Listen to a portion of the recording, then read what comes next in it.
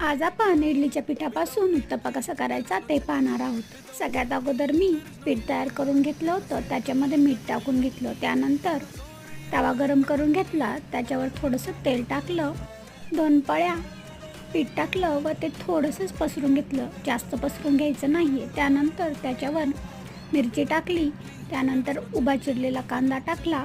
आता आपण नेहमी असे करतच असतो, तर त्यामध्ये मी एक ॲडिशन असं टाकलेलं आहे की सांबारचा मसाला वरतून टाकला आहे व थोडंसं मीठ टाकलं आहे।